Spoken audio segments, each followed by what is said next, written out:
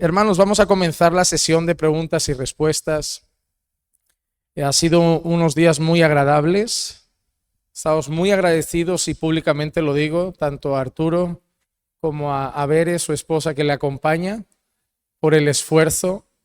Yo sé que ustedes son edificados, pero esto tiene que llevarnos también a valorar el esfuerzo que hacen estas personas. Piensen, 2 mensajes ayer en la mañana, 2 mensajes en la tarde, la predicación, otro mensaje, preguntas y respuestas, venir del viernes, predicar en una iglesia aquí en Barcelona, venir de Bilbao, de Valencia, de Francia. Valoren eso, porque a veces, y esto lo he dicho muchas veces, tienen la sensación de que salen, wow, están de vacaciones. No tiene cara de vacaciones, o sea, no tiene cara de estar disfrutando de sus maravillosas vacaciones. Es un amor por la iglesia, es el deseo de edificar la iglesia, es el deseo de instruir la iglesia, de servir a la iglesia del Señor. Así que a ambos estamos muy agradecidos en nombre de la iglesia, de verdad, de todo corazón. Gracias por el servicio que hacen. Y dicho esto, vamos a empezar con las preguntas. Ya dije que hay que filtrar algunas por varios motivos. Algunos han hecho la misma persona 8 o 4 y no da para que esa persona sea la que se lleve el tiempo de las preguntas y respuestas. No digo que la suya no sea importante y la otra sí, pero tenemos que dar pie a una variedad de preguntas. Algunas también no van muy apegadas al tema tratado. Y si no están muy apegadas al tema tratado, las evitamos. Las preguntas queremos que giren en torno a las conferencias. Y luego también, por cuestión de tiempo, algunas se van a quedar fuera. No se lo tomen a mal y cuidado con ese orgullo de decir, la mía era más buena, ya ha salido esa. Cuidado con eso. Pero bueno, si no salen sus preguntas, hay un gran consejo: contacten con Respuestas en Génesis, vayan a ver sus materiales. Aquí hemos tenido solo una pequeñísima porción de todo lo que Respuestas en Génesis enseña. Entonces, tienen a su disposición el ministerio para buscar materiales, comprar recursos. También hay buenos libros que tienen muchísimas respuestas muy desarrolladas. Así que si se les queda el deseo de más, pues tienen el ministerio, los recursos, vídeos, libros, y ahí podrán optar a muchas más cosas. Vamos entonces a pasar con las preguntas. Empezaremos desde el principio, la más importante de todas, y luego ahí vamos ya a bajar el nivel a otras. Y la más importante es, para mí eso está claro, ¿podría haber un escenario como el de Jurassic World? Es decir, podríamos llegar a ver que un loco científico se le fuera a la cabeza, crease una cría de Tyrannosaurus Rex y tener que huir de Barcelona corriendo mientras velociraptors nos persiguen. ¿Es eso posible? Es una pregunta muy, muy buena, porque claro, como estamos muy acostumbrados a ver estas películas, ¿no? Y estos animales ¿sí? Son muy sorprendentes, ¿no? Los dinosaurios. Solo rápidamente quiero mostrarles algunas cosas que creo que van a ayudar a responder esa pregunta. Cuando nosotros pensamos en los dinosaurios desde una perspectiva naturalista, posicionamos los dinosaurios hace muchos miles de millones de años, ¿no? 65 millones de años citan ellos como la fecha en la cual los dinosaurios desaparecieron. Pero aquí en pantalla tengo una muestra de vasos sanguíneos que fueron encontrados al interior de fósiles de huevo de tiranosaurio Rex del 2005. El 2005 en Estados Unidos estaban excavando laderas de montaña, había muchos fósiles de tiranosaurios, y cuando los geólogos y paleontólogos quisieron sacar estos, porque estaban muy arriba, para poder bajarlos con helicópteros, las rocas que tenían dentro fósiles de Tiranosaurio Rex, los fémures de Tiranosaurio Rex pueden tener casi 2 metros de altura, un fémur. Entonces, como eran tan grandes, los cortaron la roca a la mitad y al partirla transversalmente encontraron que en el hueso en el interior donde va la médula estaba esto. Vasos sanguíneos, restos de tejidos blandos al interior de los huesos. Eso fue un revuelo muy grande en la academia porque ¿cómo va a existir tejido blando al interior de un hueso que tiene millones de años? Es imposible. Entonces, para intentar responder, lo primero que trataron de hacer es ver si había más. Y comenzaron a partir otros huesos. Y se empezaron a encontrar que hay muchos huesos grandes que en el interior tienen tejido blando, con restos de vasos sanguíneos. Entonces, esto fue inmediatamente un desafío porque ahora dijeron, bueno, dado que hay tejido blando, esto no tiene que ser tan antiguo o no entendimos el proceso de fosilización y por ahí se fueron. Ahora, no quieren reconocer que estos animales no fallecieron hace tanto tiempo, a pesar de las evidencias de tejido blando, y están diciendo la fosilización no la entendimos. Entonces están tratando de buscar una respuesta. ¿Por qué? Porque no es un tema de evidencia, ¿se acuerdan? Es un tema de interpretación de las evidencias bajo un paradigma. Ahora, el hecho, ya yendo a la pregunta, ¿podemos de ese tejido blando, de restos óseos, células, podemos intentar generar un organismo vivo?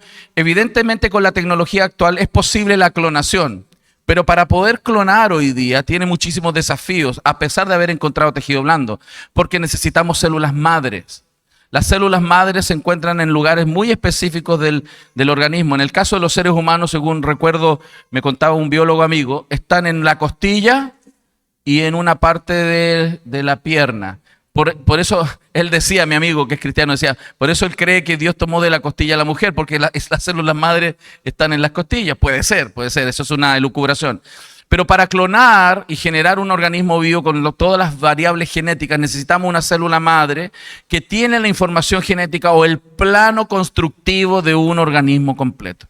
Entonces, científicamente sería posible si lograsen encontrar realmente células que estuvieran vivas y que tuvieran toda la información.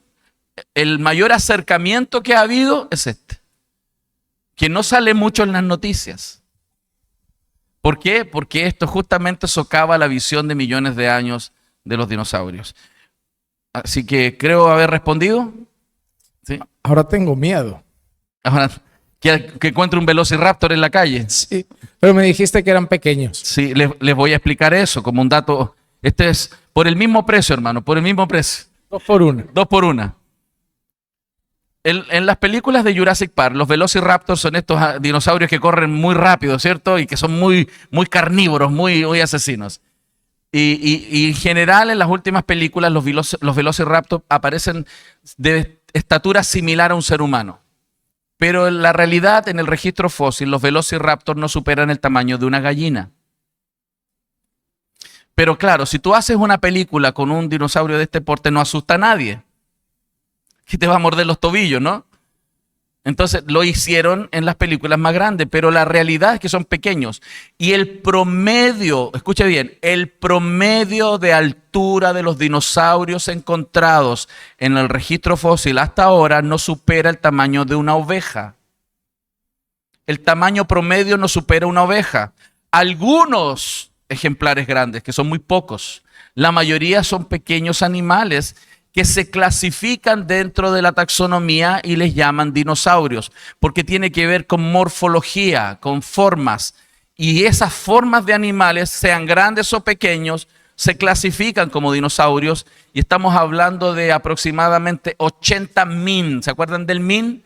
80 familias de dinosaurios. Y ahora yo les pregunto, ¿cuántos dinosaurios entonces entraron en el arca? Si hay 80 min. 160 porque entraron 2 de cada familia, de cada min en el arca. Pero yo sé que ahora le surgieron otras preguntas, pero sigamos. No, pero eso la enlazo con una que había. Ok. En el arca entraron dinosaurios. Es decir, porque la pregunta era esa. Dijimos que en el arca no habían entrado insectos, pero por aquí están las moscas molestando. Y claro, no se fueron con el diluvio. Y entonces, ¿qué pasó con los insectos que no entraron en el arca supuestamente, pero andan por aquí de donde han salido? Sí, bueno, la Biblia no dice que no entraron. La Biblia dice qué animales Noé debía ingresar. Los insectos se mueven en los lomos de los animales, entre medio de los alimentos. Los insectos se mueven por muchas partes. Y en cada catástrofe que ha habido, por ejemplo, de inundaciones grandes, siempre hay restos de materias que están flotando. Y encima de todo eso están los insectos. Los insectos no necesitaban un barco. Los insectos sobreviven de manera muy simple, arriba de cualquier cosa flotante. Entonces, por eso no entraron específicamente indicados por Dios. Dios pidió que entraran los que respiraban nasalmente, los que tenían aliento de vida en las narices, dice el texto literalmente. Los insectos no necesitan respiración, no necesitan ser salvados del agua, porque no respiran. Por lo tanto, encima de cualquier cosa ellos pueden sobrevivir. Incluso, a pesar de estar bajo el agua, algunos pueden salir y seguir viviendo, porque no respiran. ¿Sí? Y los dinosaurios sí en el caso de los dinosaurios, perdón. A esta hora, disculpen. Los dinosaurios. ¿Cómo podemos justificar que los dinosaurios sí entraron en el arca? Primero, porque la Biblia dice muy claramente que Dios le dijo a Noé que entrara 2 de cada min. De todos los min. No dijo entra de algunos min. 2 de cada min, de cada tipo, de cada familia. Por lo tanto, simplemente al leer el texto deberíamos entender que todos los animales terrestres, todas las familias de animales terrestres fueron representadas en los min que ingresaron al arca. Esa es una primera razón y un creyente bíblico debería tenerla como suficiente. Tenemos más información que agregar. ¿Cómo podríamos justificar que los dinosaurios ingresaron en el arca? Usted sabe que los que no ingresaron en el arca, ¿qué les pasó? Murieron. Todos los que estaban fuera murieron. Los que estuvieron dentro se salvaron, ¿cierto? Entonces, si 2 de cada min de dinosaurio entraron en el arca, posterior a la época diluviana deberíamos encontrar registros de avistamientos de dinosaurios. Porque pasaron por el arca, ¿cierto? Tendríamos que tener algún registro histórico. Hermanos, tenemos muchos registros. Tenemos, por ejemplo, hoy día no hicimos la presentación de dinosaurios, hay muchísimos argumentos. Tenemos, por ejemplo, libros de historia natural del siglo 100, del segundo siglo. Tenemos libros de historia natural del tercer siglo, donde los naturalistas que escribieron, que estaban documentando la vida animal, hablaban de los dracones, en griego, dracones. No está hablando de mitología, está hablando de animales que llamaban dracones, que en el hebreo, según la Septuaginta, la misma palabra dracón en el griego, en hebreo es la palabra tanín. Tanín y dracón son estos animales grandes que la Biblia describe. Y los historiadores hablan de los dracones en griego, en Frigia, en la India, en África, y que eran vistos, incluso documentaban el tamaño. Dice el libro de historia natural que tenían dracones de hasta 18 metros de largo, algunos dracones, que son este tipo de animales grandes. ¿Qué más tenemos como evidencia? Tenemos, por ejemplo, aquí tengo algunas cositas, como que no venía preparado. Pinturas rupestres en muchos lugares del planeta de animales que están en el registro fósil. Tenemos saurópodos dibujados en cuevas de Arizona, hermanos, en Utah en realidad, perdón, donde en estas mismas paredes aparecen saurópodos dibujados, pero también animales comunes que vemos hoy día y seres humanos cazando estos animales. En las pinturas, espérense, si están dibujados en una pared, en una cueva en Utah, y no había Google en ese tiempo, ¿de dónde sacaron las imágenes? Porque eran animales que ellos veían y esos mismos animales que dibujaron están también en el registro fósil. Tenemos varias evidencias. Otra, hay un templo en Camboya donde en la pared hay muchos animales tallados de todo tipo que son propios de la zona, pero también hay tallados animales que están en el registro fósil. ¿De dónde sacaron ellos las imágenes? Si son exactamente como los animales que están en el registro fósil. Entonces, así como esa, tenemos alfarería peruana. ¿Hay algún peruano aquí? ¿Sí? En Perú, la alfarería que tienen ahí tiene dibujadas, algunas antiguas, tienen dibujados dinosaurios en el borde. ¿Y de dónde sacaron la imagen? Porque esos animales están en el registro fósil. Entonces los seres humanos sí los vimos. La Enciclopedia Británica tiene, la tengo aquí. La Enciclopedia Británica tiene documentado que hasta finales del siglo XIX se avistaban estos animales que llamaban dracones, según la Enciclopedia Británica, los avistaban en las zonas altas de los Alpes.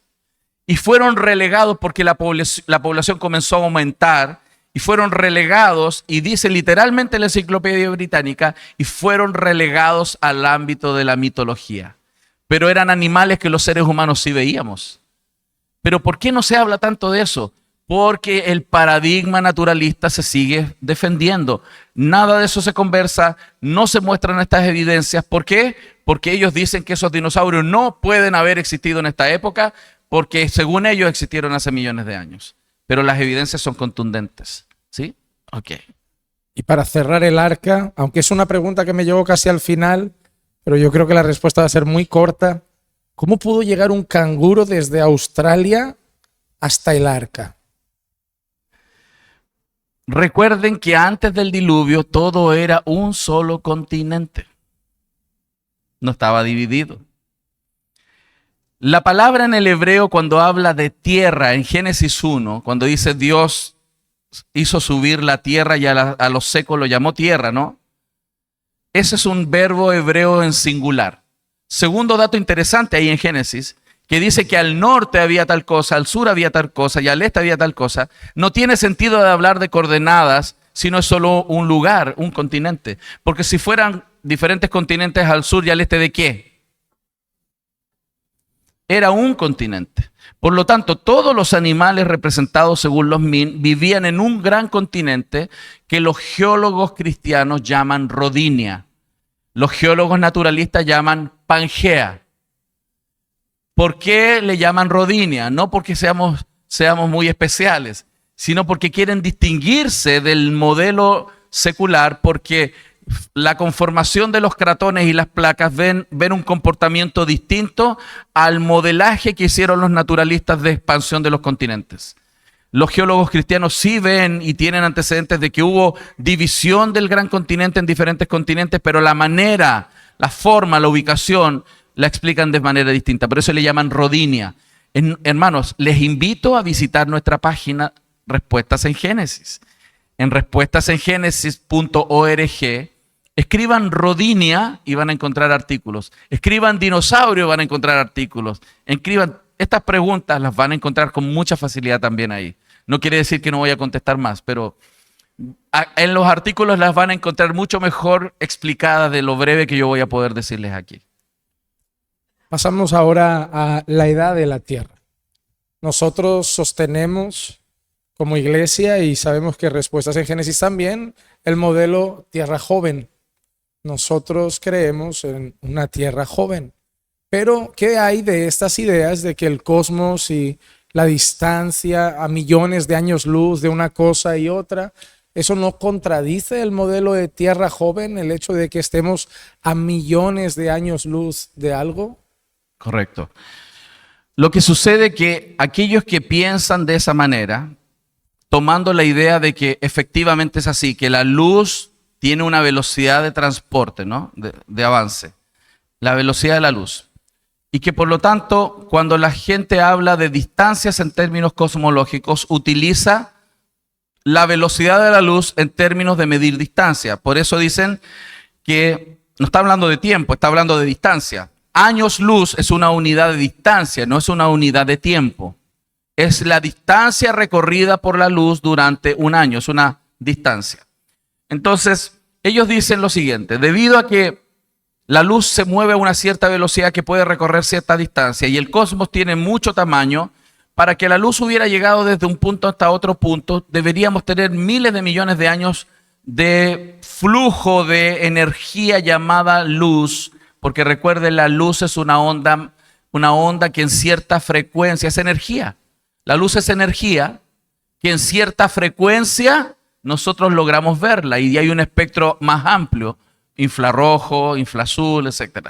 Todos todas las gamas. Entonces, dicho eso, a pesar de que ese es el comportamiento actual de la luz se mueve a cierta velocidad y por lo tanto podemos determinar distancia a través de esto, no es lo mismo que decir que eso es exactamente lo que sucedió en Génesis 1. Porque hay una diferencia notable entre lo que sucedió los primeros 6 días a lo que sucede desde el 7º día en adelante. Los primeros 6 días, Dios está creando. Dios no está usando las leyes de la naturaleza para crear. Dios está sobrenaturalmente ejecutando todo. Por eso en los verbos, por ejemplo, el verbo hebreo que la tierra dé semilla y planta, es el verbo en el hebreo, es un verbo de brote, de brotó la vegetación, brotó. No es los mismos verbos en el hebreo en el Antiguo Testamento que hablan de un crecimiento, como es el crecimiento típico natural de las cosas. Dios está generando un crecimiento acelerado de todo y lo está haciendo en 6 días. Ninguna ley de la naturaleza se puede aplicar. Y ese es el problema que pasa con algunos, que quieren meter a Dios y su Génesis 1 en un modelo empirista, en un laboratorio. La diferencia entre Génesis 1 y todo lo demás es que de Génesis 1, del 7º día en adelante, Dios ya no crea. Dios paró, ¿cierto? Dios reposó. Por lo tanto, significa que Dios no está metiendo energía. Dios no está actuando sobre su creación para crear. Dios ahora sustenta todas las cosas con la palabra de su poder. Y debido a que Él ahora está sustentando y no está metiendo más energía, todo se comporta de manera regular. Si no se comportara de manera regular, ni siquiera podríamos hacer investigación científica. Porque las cosas se comportan regularmente, porque Dios sustenta todas las cosas con la palabra de su poder. Podemos hoy día darnos cuenta que hay leyes físicas gravitatorias constantes. Podemos darnos cuenta incluso que la luz se desplaza de manera constante a cierta velocidad. Dios no está creando según las leyes de la naturaleza. Entonces, lo primero que tenemos que aceptar es que Dios no está encasillado en la camisa de fuerza del empirismo. Dios va más allá. Entonces, tú tienes que decidir si vas a entender la Biblia solamente de una manera materialista empírica, o vas a aceptar que hay un Dios que no se restringe por el empirismo y es un Dios sobrenatural que también actúa sobrenaturalmente. Él suspende las leyes de la naturaleza y las maneja como Él quiere. Por eso Él puede caminar sobre el agua. Por eso Él puede decirle al mar que se abra. Por eso Él puede poner el santo ser en el vientre de una mujer que no haya tenido sexo. Por eso Él puede resucitar de los muertos. Porque Él no se restringe a cómo las leyes de la naturaleza lo quieran gobernar. Entonces Dios es diferente, ¿no? Dios está creando. Okay. En cuanto a la esposa de Caín, nosotros... Yo en chisme no me meto, pastor. Yo en cosas de familia no entro, ¿no? Okay. Y eso son cosas de familia. Ok. Sabemos, ¿no? Tuvo que ser un pariente, por lo que vimos desde el principio, y de ahí me salen 2 preguntas. La primera, Caín es desterrado, y literalmente después encontramos que Caín se encuentra con su mujer y se casa. Pero esa gente, ¿qué ha pasado? O sea, es decir, de un momentito a un versículo a otro, ¿cuánto tiempo ha pasado? ¿Ha pasado tiempo en el camino para decir que se ha encontrado con más parientes del otro lado? Esa es la primera pregunta. ¿De quién es? Okay. ¿Y te hago ya la segunda o después? Es que yo tengo problemas con la retención de las ideas, pastor. Tengo 52, pastor. Entonces, yo es que como pienso como 37. Okay. Está bien. Y caminar y mascar chicle al mismo tiempo es un desafío. Entonces, vamos de a poco. Ok. Entonces, ¿quién es la esposa de Caín? Ayer estuve explicando algo de eso, lo voy a reforzar. La Biblia, primero, una cosa que tenemos que entender, que ella nos da los nombres de las personas que son necesarias que nosotros conozcamos para entender muy bien las genealogías que conectan al primer Adán con el segundo Adán. La Biblia no es el registro civil de la humanidad, como tampoco es un libro de biología, ni un libro de diseño mecánico. La Biblia es un libro histórico y nos entrega la suficiente información para lograr entender consistentemente cómo vemos las genealogías desde el primer Adán hasta el postrer Adán, quien es Cristo, para poder reconocer que Jesús es el Hijo del Hombre también, y es el Hijo de Dios. Necesitamos esa conexión. Por eso no nos da todos los nombres de todas las personas que nacieron, pero sí nos dice lo suficiente. En Génesis capítulo 5 dice que Adán y Eva y todas las parejas que aparecen ahí cuando tuvieron hijos, y dice, y tuvieron hijos e hijas. Muchos. ¿Cuál era la meta de ellos? Llenar la tierra. De hecho, hay una fuente no bíblica, y quiero ser bien claro, no bíblica, una fuente extra bíblica de la tradición judía, donde el historiador Winston cita a Flavio Josefo. Flavio Josefo documentó la tradición hebrea, donde decía, la tradición hebrea dice que Adán y Eva tuvieron 33 hijos y 32 hijas. La tradición judía. Y no sería tan raro, vivieron como 900 años. No tenían televisión y tenían el mandato de llenar la tierra, pero los nombres no aparecen porque no tienen un objetivo principal para el plan de redención. Dicho eso, tienes que afirmarte la información que la Biblia provee. La Biblia dice, hay que ser más cuidadoso en entender lo que dice que tratar de entender lo que no dice. Porque si hay algo que dice, en eso me afirmo. Lo que no dice, tengo que ser cuidadoso cuando lo subentiendo. Lo que sí me dice es que hay un primer hombre llamado Adán. Y lo que además me dice en Génesis 3:20, que Adán le puso nombre a su esposa y la llamó Eva, porque es madre de todos los vivientes, dice la Biblia. ¿Qué parte del todos no entendemos? Entonces, hay un papá y una mamá de todos los vivientes. Y si hay hijos e hijas que ellos tenían, no es extraño pensar que incluso rápidamente, incluso entre los hermanos pudieran haber nacido hermanas. Incluso después del nacimiento de Caín y Abel, hasta antes de o entre Set y después de Set, rápidamente pudieran haber nacido también mujeres. En ese tiempo no era prohibido casarse con pariente cercano. La prohibición de casarse con pariente cercano surge 2300 años después en Levítico 18, versículo 9. Por lo tanto, si Dios quiere llenar la tierra, está permitido casarse con pariente cercano. Tenían hijos e hijas, vivían 900 años.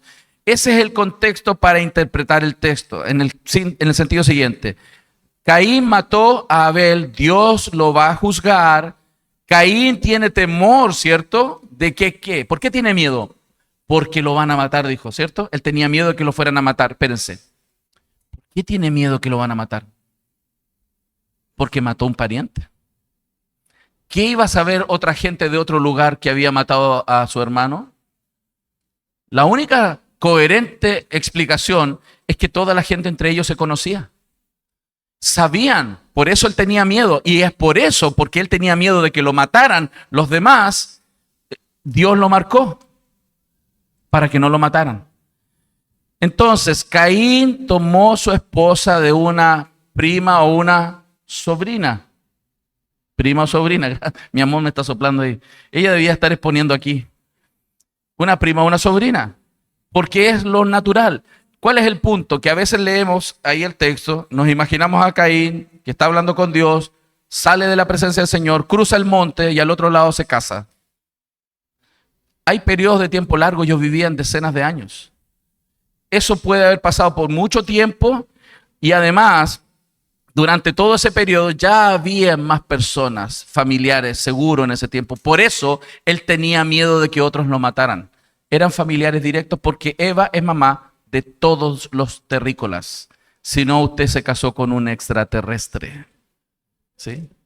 Y vinculado a esto, no solo está la prohibición de casarse con parientes, tener intimidad con parientes, el Levítico, sino que además, no sé si estoy desinformado, hay riesgos médicos en estas relaciones íntimas, en el caso de que salgan hijos de relaciones entre hermanos y parientes muy cercanos, como que la medicina, hay un riesgo de que vengan con enfermedades. Así es, eso es sabiduría cultural en todas partes del mundo. En todo el mundo esta idea existe. Se sabe que si un hermano con una hermana tienen relaciones sexuales y de esa relación sexual surge un bebé, hay una altísima probabilidad de que ese niño nazca con malformación. Yo lo he escuchado en América, lo he escuchado en Europa, en todas partes se sabe. ¿Por qué? ¿Por qué eso puede ser así? Porque los seres humanos desde la caída hemos venido acumulando mutaciones genéticas. Eso gracias a la genética actual ya se comprobó. Todos los que estamos aquí, todos tenemos una cantidad de mutaciones genéticas acumuladas que hemos heredado de nuestros padres. Esto funciona así. Imagínense que mis genes fueran los dedos y un gen tuviera problemas, salió con un problema de mutación. Mi esposa tuviera otro gen y tuviera otro gen con problemas, no el mismo. ¿Ah? Parece un rapero. Un rapero. Entonces, el sorteo de los genes que Dios soberanamente mezcla, pudiera permitir que los genes, a pesar de que ella pueda tener un gen con problemas y otro gen con problemas, estoy simplificando, ¿no? El niño no nazca con malformaciones evidentes, y eso, gracias al Señor, eso no significa que ese niño ya no tenga mutaciones. Ahora él tiene 2 mutaciones acumuladas, la que yo aporté y la que aportó mi esposa. Si mi hijo, que tiene 2 mutaciones acumuladas, se casa con una niña que eventualmente pudiera tener también 2 mutaciones acumuladas de sus padres, esa niña que tiene 2 mutaciones, si se casa con mi hijo, pudieran ser no los mismos tipos de genes. Estamos hablando de miles de pares de genes combinables. Por eso la probabilidad no es tan cercana cuando son personas distanciadas. Entonces puede ser que no pase nada. Pero el niño va a tener ¿cuántas mutaciones acumuladas ahora? 4 mutaciones acumuladas. Y esto viene por generaciones. Por eso estamos viendo una alta tasa de crecimiento de enfermedades de naturaleza genética por mutaciones acumuladas. Porque la tierra gime a una como con dolores de parto. Entonces, creemos que Dios prohibió también el casarse con parientes cercanos, porque si un hermano con una hermana tienen relación sexual, van a tener las mismas mutaciones acumuladas porque tienen los mismos papás. Entonces, mientras más distanciados genéticamente vengamos en la genealogía de la humanidad, menos probabilidad hay de que tengamos mutaciones genéticas en nuestros hijos.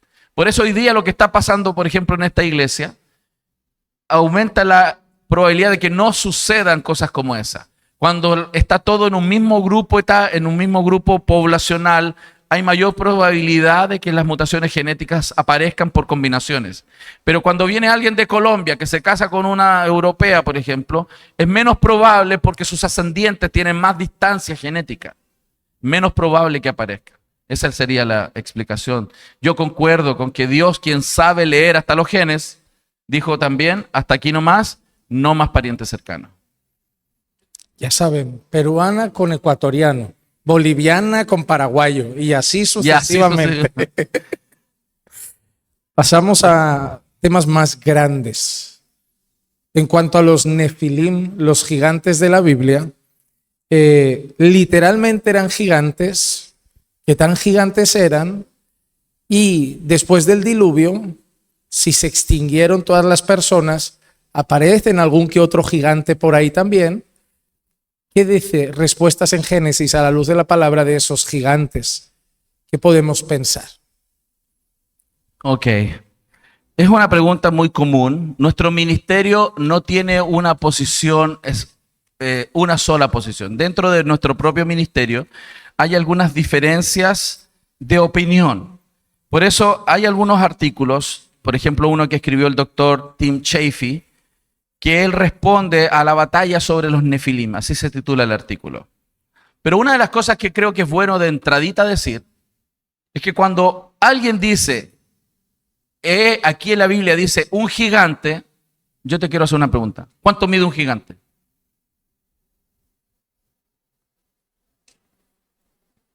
Porque gigante no es una medida. Gigante es un adjetivo que describe como referencia a una altura menor a alguien que es mayor. Y es una apreciación subjetiva. Porque no sabemos cuánto mide un gigante, ¿cierto? ¿Cierto? No hay una tabla que diga, los gigantes miden de tal medida para tanto, los que no son gigantes miden tanto. No, gigante es una apreciación. No quiero ofender a nadie, por si acaso, lo que voy a decir ahora. Pero yo estuve una vez en Guatemala, no quiero ofender a nadie, pero todos eran chiquititos. Si a un guatemalteco, no estoy ofendiendo, son creados a imagen y semejanza de Dios, pero ponlo al lado de un jugador de la NBA, ¿qué va a decir el hermano guatemalteco? Porque es una medida relativa. Entonces, cuando la Biblia dice gigante, no está diciendo mide 6 metros. No vio pastor en Facebook cómo aparecieron y encontraron uno de 6 metros. Esas son fake news, hermano. Están photoshopeadas. Entonces, primero eso es de entradita. Cuando la Biblia dice gigantes, pudiera estar refiriendo a personas grandes, pero también se puede traducir esa palabra como personas de renombre. Dicho eso, les voy a citar solamente para que se animen a mirar el artículo en internet, porque es largo y explicado en las 3 posibles situaciones. Una viene de la explicación de quiénes serían los hijos de Dios. Una se llama posición setita, que según esta posición setita, los hijos de Dios son vistos como hombres devotos de la línea de Set y las hijas de los hombres como mujeres impías de la línea de Caín. Fíjense que yo todavía me estoy posicionando en esa de manera personal. No es la posición oficial de Respuestas en Génesis. Es lo que yo todavía tiendo a posicionarme. Es la buena. Es la buena, dice el pastor. Él ya está claro. Yo tiendo a posicionarme que tiene que ver con la línea de los creyentes y los no creyentes, ¿cierto? Es muy consistente con lo que uno ve a lo largo del Antiguo Testamento y en el Nuevo Testamento de no casarnos con yugo desigual, etcétera, etcétera. Yo también me sé toda esa argumentación. Por eso sigo todavía un poco inclinado hasta que hice mi maestría en teología con un profesor de teología bíblica y por ahí tengo mis luchas. Pero bueno, esa es una posición. Toda esa explicación en detalle está aquí en el artículo. Esa es una posición, que hay una línea de Set y una línea de Caín, unos son los creyentes y los no creyentes, y de esas líneas saldrían los gigantes de una mezcla. La otra es la posición de realeza. Aquellos que sostienen la posición de realeza miran a los hijos de Dios como reyes polígamos, nobles y tiranos, quienes se ven a sí mismos como dioses. Recuerden, muchos reyes en la antigüedad se creían deidades.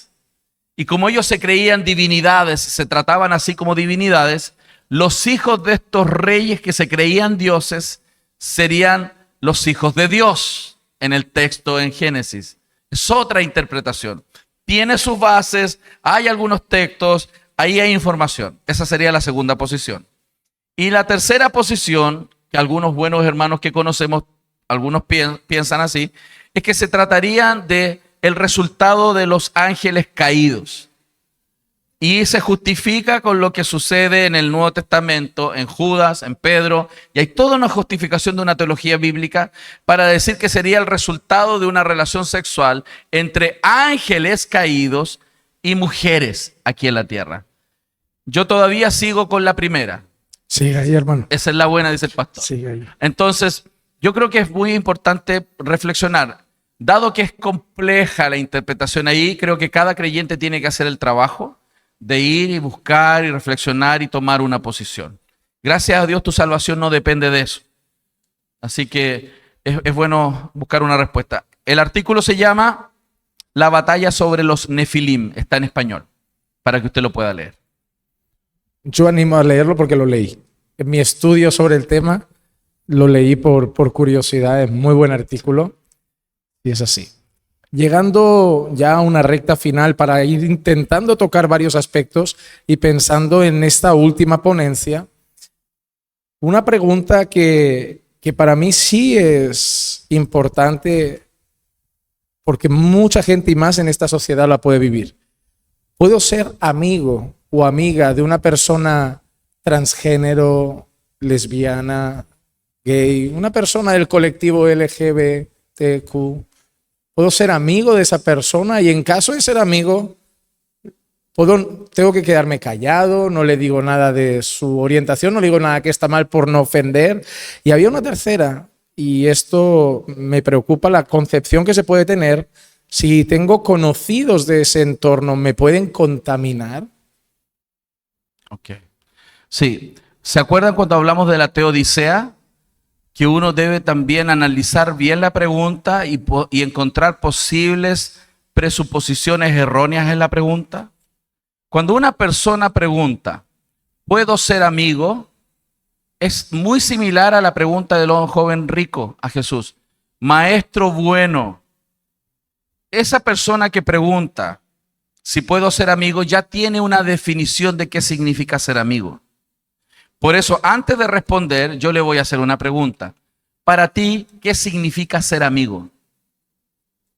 Porque ahí va a estar toda la diferencia.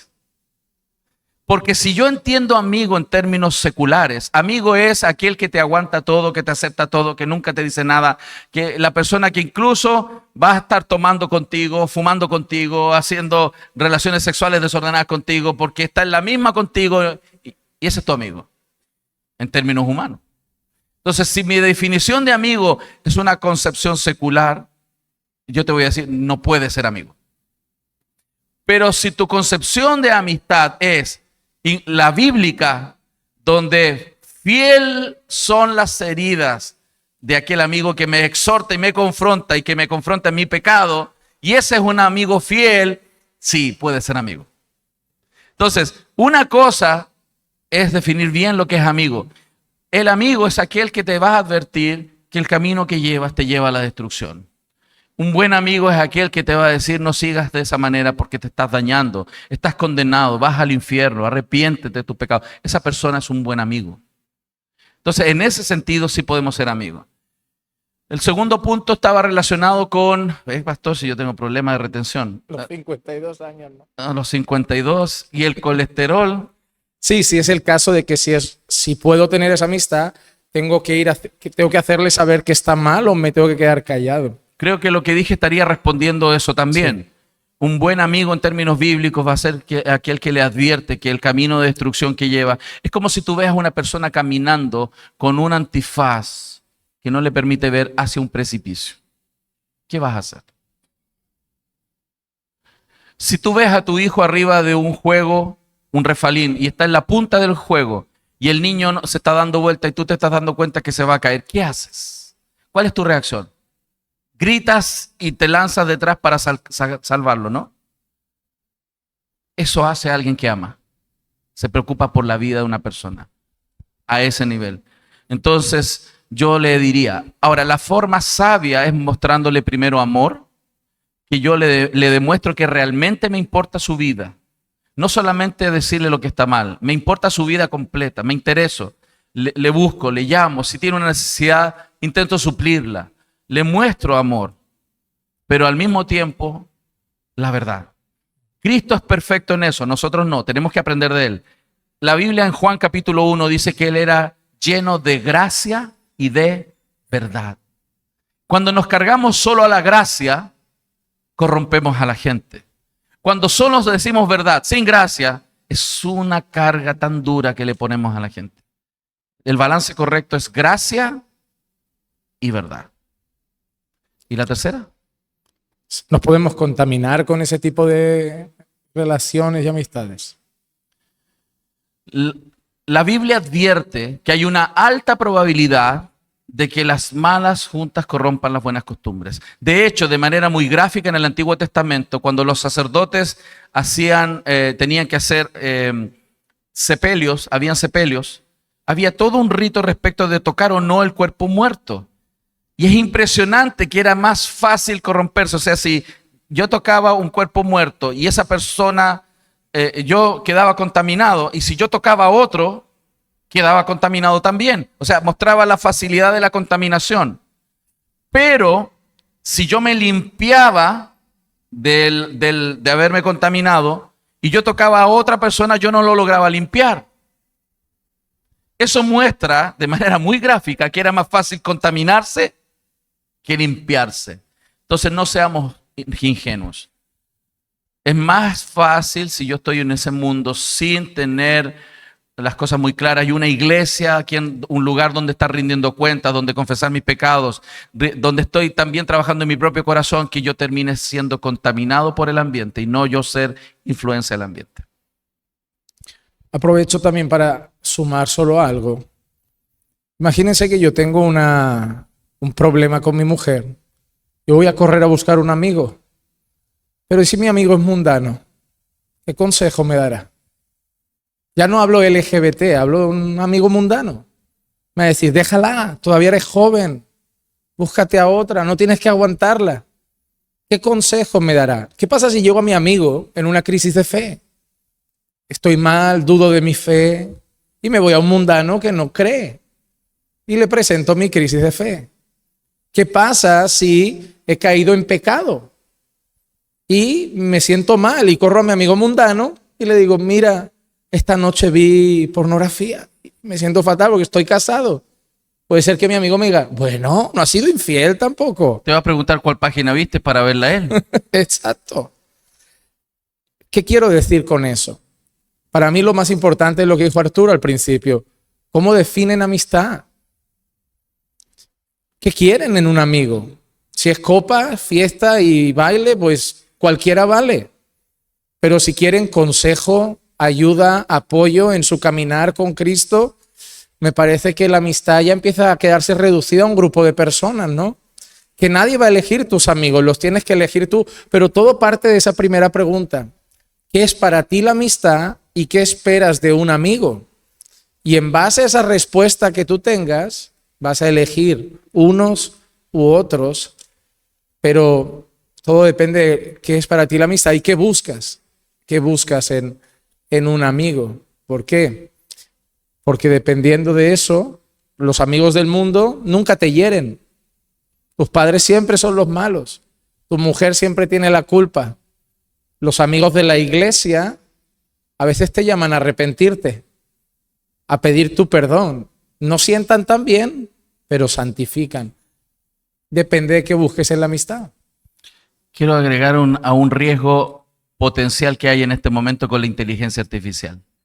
Joe, mi jefe, Joe Owen, enfrente de su propia esposa, puso una aplicación de inteligencia artificial y le empezó a pedir consejos sobre una situación matrimonial. Le contó lo que pasaba y empezó a describir y le preguntaba, la inteligencia le respondía y y finalmente, frente a su propia esposa, y lo grabaron, lo tenemos grabado, la inteligencia artificial finalmente, después de muchas preguntas y diálogos, le dijo, divórciate. Hay un peligro potencial porque incluso por ahí ya vi, me la mandaron, una aplicación de consejería bíblica con inteligencia artificial. Así Peligrosísimo. Hermano, no hay que tener muchísimos amigos, pero hay que tener los buenos. A veces es mejor tener 5 consejeros, pero saber que son adecuados, que decir, yo tengo muchísimos amigos. Bueno, a veces es mejor buscar menos, pero que te vayan a ayudar de verdad. Sobre todo que caminen en esa misma dirección. Que cuando te vean torcerte un poco de ese camino te digan, amigo, nuestro camino va por aquí y te estás yendo por otro, ¿no? Pues sean prudentes a la hora de elegir esas amistades. Y hablando del colectivo LGBT, ¿hay una predisposición a ciertos pecados? Es decir, ¿se puede tener una predisposición genética a la homosexualidad o, no sé, al matar, al mentir, al robar? Sí. Genéticamente nada ha sido concluyente y con que nacemos genéticamente así.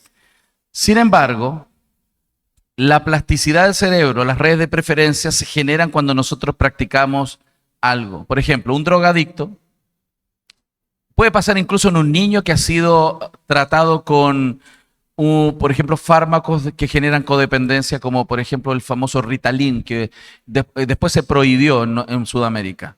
El Ritalin era un medicamento que era utilizado para tratar el déficit de atención. Y ese medicamento lo sacaron de circulación años después debido a que generaba una predisposición o redes de preferencia. Nuestro cerebro funciona generando redes, interconecta. Entonces, cuando hay un impulso, rápidamente luego estas conexiones van generando reacciones, sentimientos, gozo, reacción al cuerpo. Todo se interconecta. El cerebro es muy plástico, se va conformando. Entonces, si alguien practica un pecado de manera regular, las redes de preferencia rápidamente generan una reacción. Es decir, si alguien está tratando de dejar la droga, le va a costar muchísimo, porque hay una red de preferencia. Esa persona puede haber durado y aguantado 2 meses sin tomar. Prueba un poquito en la punta de su lengua y su cerebro lo activa y domina y genera toda la necesidad para volver a drogarse. Entonces, las redes de preferencia en personas que han vivido en contextos de promiscuidad, por supuesto que inclinan mayormente a mantenerse en eso, pero mayor es Cristo. El cambio bíblico puede no solamente venir desde el cambio del corazón, sino va a afectar también a la mente y va a afectar físicamente las redes de preferencia con la instrucción en justicia, dejando desvestirse del viejo hombre, renovarse en el espíritu de la mente y vestirse del nuevo hombre, es decir, practicar la justicia, va a generar nuevas redes de preferencia en el cerebro y por lo tanto puede abandonar y eliminar las redes de preferencia anteriores. O sea, sí hay algo en el cerebro físico que se produce, pero es la consecuencia de una práctica que se puede cambiar. Por ejemplo, solo un ejemplo, para mí en la Biblia es claro, hay varios, pero en la Biblia muestra, el que robaba, dice, no robe más. La mayoría de la gente piensa que hasta ahí es el cambio. No, dice, sino que trabaje y que de lo que produzca, dé a aquellos que necesitan. Entonces el cambio real no es solo dejar de hacer lo malo, sino hacer lo bueno.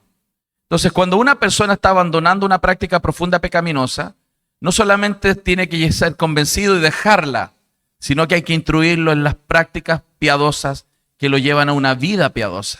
Y eso no solamente surge de un corazón ordenado, sino de un razonamiento ordenado y de una práctica piadosa constante. Es un hábito, se crea un hábito. Y ese hábito tiene que ver con ese ordenamiento en el corazón y también en la mente. Hay una cosa que mencionaste y a mí eso es una preocupación personal. Hablaste del Ritalin y de los trastornos del déficit de atención. Es que yo personalmente, y a lo mejor en el contexto de Europa, me da la sensación de que hoy 8 de cada 10 niños tienen TDA o TDAH. O sea, yo veo la cantidad de niños medicados. Toma, una para la concentración, una para descansar, una para no estar... Pero yo eso no lo he vivido a lo largo de toda la historia, ni siquiera en mi infancia. No, yo no escuchaba a ningún amigo hablarme de tengo TDA, tengo TDAH y ahora me parece que yo voy a ir al médico. Es que yo cuando me hablan de esa enfermedad digo, ¿cómo yo vaya al médico? ¿Me van a dar Ritalin también a mí?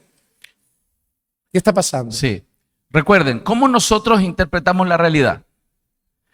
Nosotros la interpretamos en un marco bíblico. Los científicos que no son cristianos no interpretan la realidad en términos bíblicos. ¿A qué me refiero? En términos bíblicos, el ser humano es materia, energía y un ser espiritual. Nosotros no somos materia y energía solamente, ¿cierto? Por lo tanto, no somos solo química en un cerebro. Hoy día, lo que ha ganado fuerza en la interpretación del comportamiento humano es la teoría química. Sigue siendo teoría. Porque nadie, hermanos, permítanme el énfasis, no existe reverendamente nadie en el mundo que sepa realmente lo que pasa en un cerebro. Nadie sabe. Nadie sabe realmente qué pasa dentro de un cerebro. Todo se hace por interpretaciones de evidencias. Nadie sabe si hay una causa inorgánica que se muestra en un aspecto orgánico o si es el aspecto orgánico que afecta a lo inorgánico. Les pregunto, ¿un endemoniado, si lo metemos en un escáner, se va a ver en su química cerebral? Por supuesto. Porque nosotros somos seres unitarios. ¿En qué sentido? Somos una unidad de materia y ser espiritual. Pero la Biblia muestra que nuestro ser inmaterial afecta al ser material. Callé y envejecieron mis huesos. Usted puede estar ansioso y le puede dar una úlcera estomacal, pero surgió de su alma. Pero también cuando usted está afectado físicamente de manera muy continua, por ejemplo con dolor, va a afectar su ánimo. Nuestro ser inmaterial afecta a nuestro ser material y nuestro ser material afecta a nuestro ser inmaterial. Esa es una cosmovisión bíblica. No negamos la ciencia. Sabemos que somos seres materiales, que hay causas orgánicas. ¿Cuál ha sido el problema? La hegemonía de la explicación de la realidad, que hoy día es causa química. Dicho eso, hay causas químicas.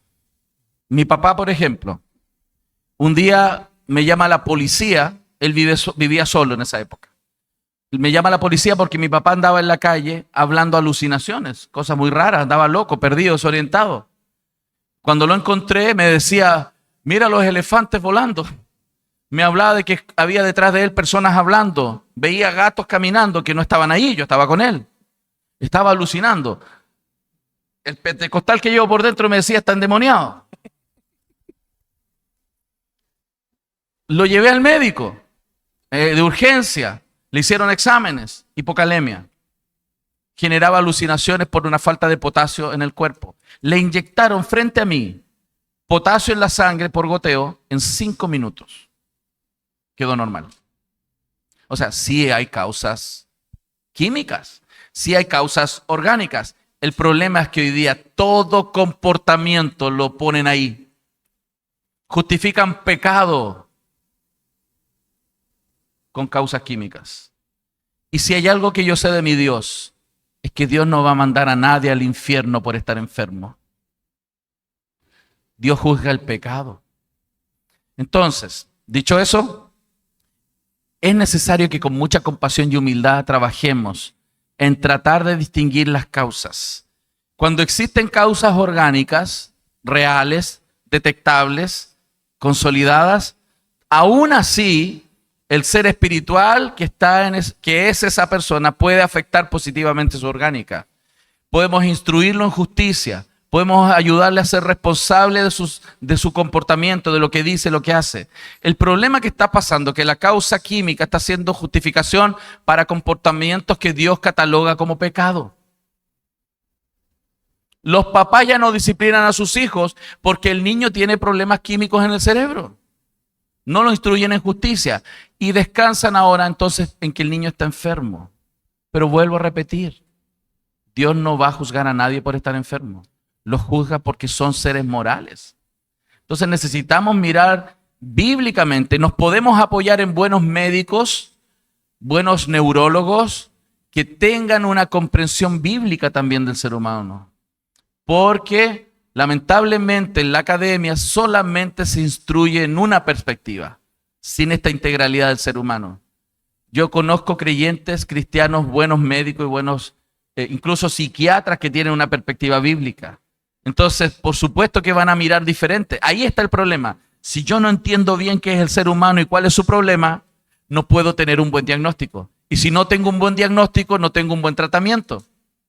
No tiene que ver con buena o mala intención. Los profesionales de estas áreas se sacrifican estudiando, invierten tiempo, quieren ayudar a las personas. Yo he leído a Adler, he leído a Skinner, he leído a Freud.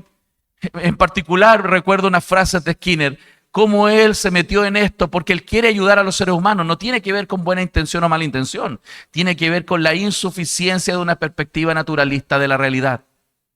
Necesitamos ver al ser humano en la integralidad de cómo Dios lo creó. Y si se detectan causas orgánicas, sigue siendo la Escritura suficiente. Sigue siendo poderosa para ayudar a enfrentar en esa circunstancia al creyente las demandas que tiene su Dios. Pero al mismo tiempo recibir la gracia de Dios para soportar la realidad física que está viviendo. Hermanos, por causa del tiempo no podemos hacer más preguntas.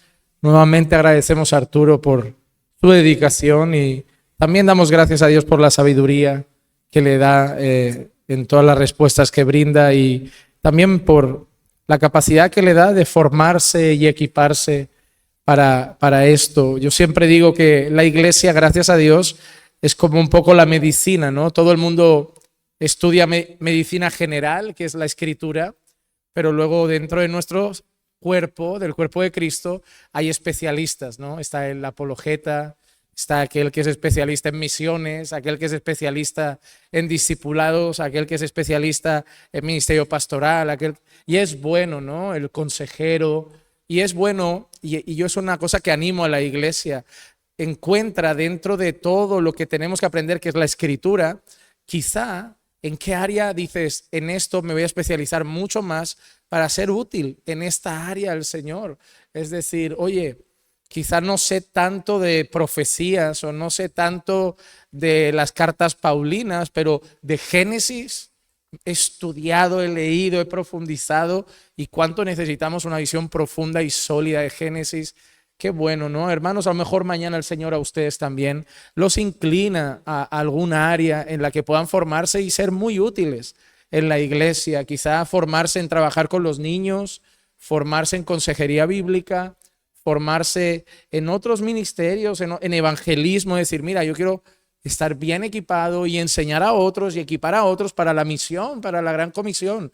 No tengan celos de, ahora yo voy a ser apologeta porque esto me gustó, yo ahora voy a hacer el próximo de respuestas en Génesis. No, porque en noviembre tenemos la conferencia con Living Waters. Vienen los hermanos de Living Waters a darnos un entrenamiento y una conferencia sobre evangelismo y ahí saldrán como, no, ahora yo voy a ser evangelista y mañana vendrá otro a darnos una clase de consejería. Yo quiero ser el consejero. Cuidado con las emociones, ore más, pero igual sí, la iglesia también necesita buenos apologetas entre nosotros. Arturo estuvo 2 días. Pero necesitaremos miembros de nuestra iglesia que convivan con nosotros, den talleres, así que también Respuestas en Génesis tendrá material para equipar, para entrenar, y quién sabe si hacemos una excursión para entrenarnos el año que viene a Kentucky. A ver si sacamos un grupito, Vamos a orar y dar gracias al Señor por este tiempo.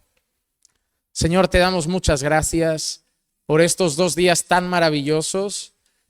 Señor, yo sé que muchos hermanos están cansados. Sé también que se esfuerzan en el calor, en soportar las temperaturas, en pasar un fin de semana intenso aquí sabiendo que mañana ya van a trabajar. Pero Señor, ha sido tan nutritivo, ha sido de tanto aprendizaje, que a pesar de que volvemos cansados, Señor, volvemos rebosantes, volvemos con gozo y volvemos edificados. Señor, incluso con ganas de repetir algo parecido en un tiempo, Señor. También te damos gracias, Señor, por Arturo, por los mensajes que ha compartido, por su vida y su ministerio.